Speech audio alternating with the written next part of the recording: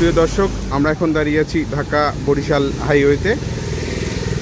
ঢাকা বরিশাল হাইওয়েতে প্রায় 20 কিলোমিটার এর উপরে যানজট রয়েছে। আমরা এখানে যেখানে আছি সেই জায়গাটি মাদারীপুর জেলার রাজৈর উপজেলার অন্তর্গত। এখানে ট্যাকিরাট নামক জায়গা থেকে এটি প্রায় মাদারীপুরের মোস্তফাপুর পর্যন্ত প্রায় 20 কিলোমিটার সড়কে যানজট রয়েছে। কি কারণে যানজট হয়েছে আসলে কেউ তা বলতে পারছে না। এখানে ঈদে বাড়ি ফেরা মানুষজন, দক্ষিণ অঞ্চলের মানুষজন এখানে গাড়িতে, মাইক্রোবাসে এবং বিভিন্ন বাহনে আটকে রয়েছে। প্রায় 20 কিলোমিটার যানজট, যতটুকু জানতে পেরেছি 20 কিলোমিটার যানজট রয়েছে। এই মহাসড়কটি ব্যবহার করে দক্ষিণ অঞ্চলের বরিশাল, ভোলা, বরগুনা, পটুয়াখালী, পিরোজপুর, ঝালকাঠি সহ দক্ষিণ অঞ্চলের প্রায় 7 থেকে 8টি জেলা শহরের মানুষজন এই রাস্তাটি ব্যবহার করে। প্রায় কয়েক ঘন্টা ধরে গাড়ি থেমে রয়েছে, একটুও নড়ছে না। মাদারীপুর জেলার রাজৈর উপজেলা থেকে মাদারীপুর জেলার সদরের মোস্তফাপুর পর্যন্ত প্রায় 20 কিলোমিটার সড়কে এই যানজট পরিলক্ষিত হচ্ছে। কখন ছাড়বে এই যানজট তাও কেউ বলতে পারছে না। যত দূর চোখ যায় শুধু গাড়ি আর গাড়ি।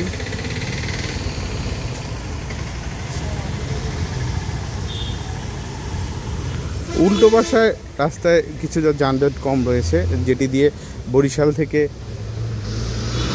ঢাকার দিকে রাস্তা যায়, সেই অংশটিকে যানজট কম রয়েছে। আমি এই অংশটিকে আপনাদের দেখানোর চেষ্টা করছি।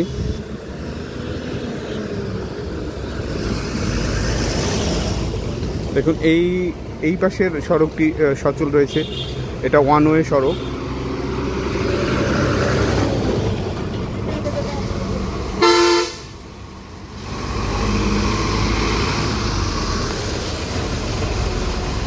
ঢাকা থেকে বরিশাল যেতে পদ্মা সেতু হওয়ার পরে 3 থেকে 4 ঘন্টা লাগে, কিন্তু আজ এখানে আমি যাত্রীদের সাথে কথা বলে জানতে পেরেছি প্রায় 6-7 ঘন্টা অলরেডি লেগে গেছে। এখান থেকে বরিশালের দূরত্ব আরও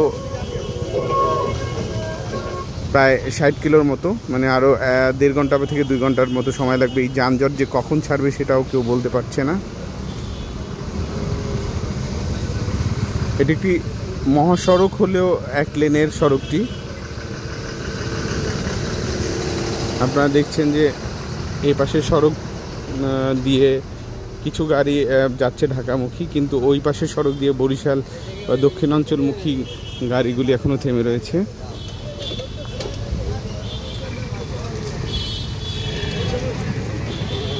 প্রায় কয়েক ঘন্টা ধরে গাড়ি বন্ধ হয়ে রয়েছে, 1 ইঞ্চিও গাড়ি নড়ছে না।